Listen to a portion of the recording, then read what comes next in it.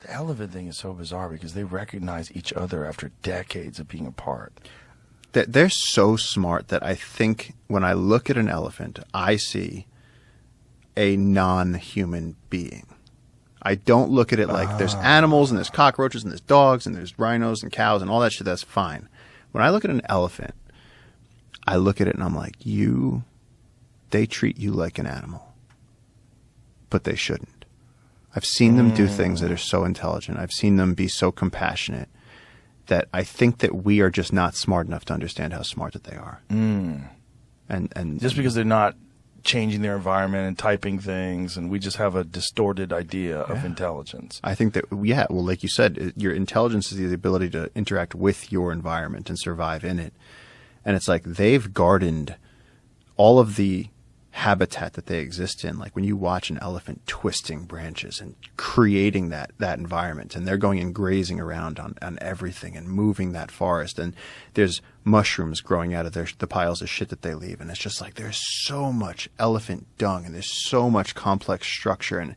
And the thing is, as a human, usually what we do is we watch elephants in the zoo, where you're looking at basically like a mentally deranged elephant that's been kept in a box its whole life.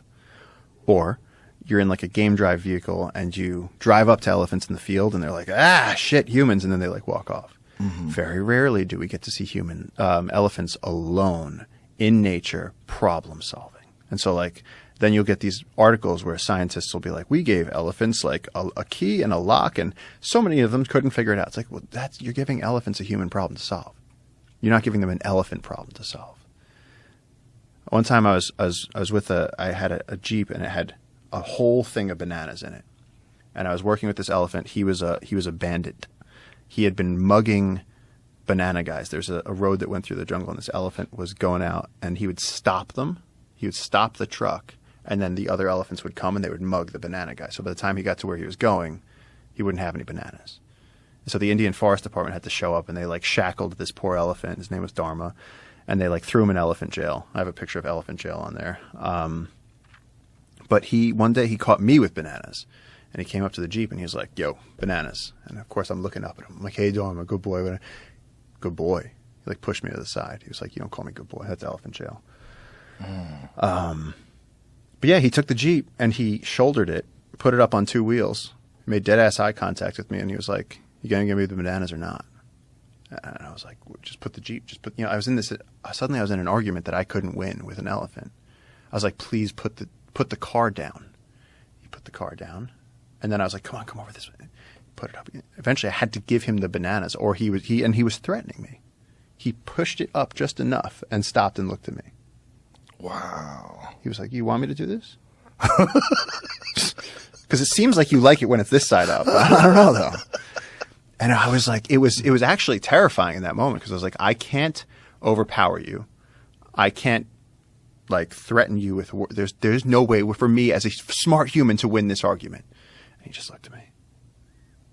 And then he got his bananas. And then the next day when he did it, my friend Neeti had a hack for it. She was the one who was really in charge of this, but she would go and take a cup of water and throw it at his face. He would slap him in he'd be like, I hate that. And then he'd like get upset and walk away.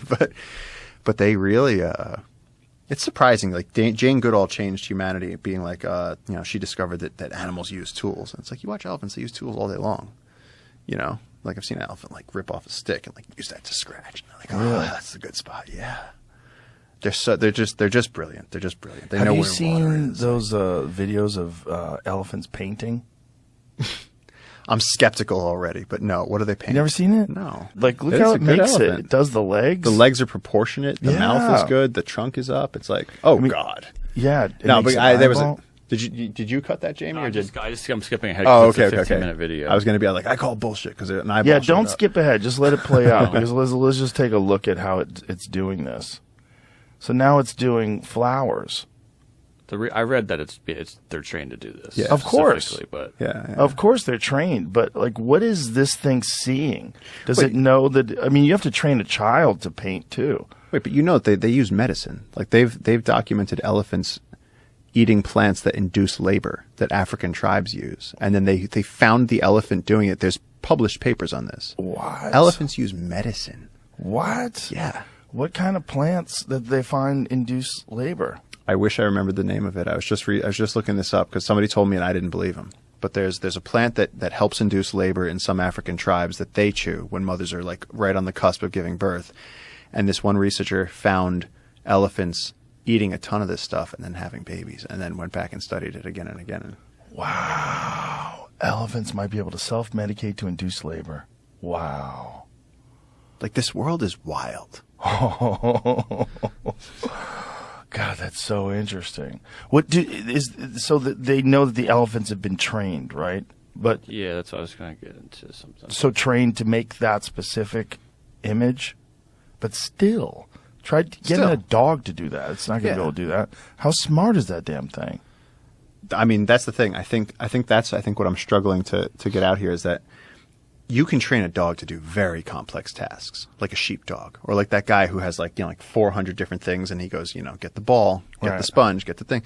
But like that to me is still a gimmick. Whereas like the fact that they have culture, the fact that elephants have taught other elephants that you can chew on this when you need to have a baby. It's like they have shit that we're not realizing. Right. Like we just look at them, we're like, oh, they're giant grass-eating octopus face things, like with butterfly ears. Like, cool, why not? Right. But it's like if we spend that time, or the fact that they do the low vibration communication where they can communicate through the earth, where they rumble, and they can send like, there's water over here, come, and like we can't hear What that. are they doing when they're doing that? They're pounding on the ground? Like how are they? No, they're rumbling, and they're sending through those. So Through they're their an body? elephant's skeletal structure, like it's like the foot is up, and so the whole bottom of their foot. I once had an elephant step on my foot, and it doesn't hurt as much as you think because it's very soft under there, and so they can actually like rumble and transmit information. So they shake their body? No, it's inside of them. And it transmits it through the ground. Yeah, and like vast distances too, miles and miles. Wow. Yes. Oh my God. Yes. No. This is elephants can communicate in a way that we can't hear using the earth. Is that the sound of it? That's what it says. This is. I mean, there's obviously some other. You can hear that low frequency rumble. It's very low. Wow. And it's like a whale.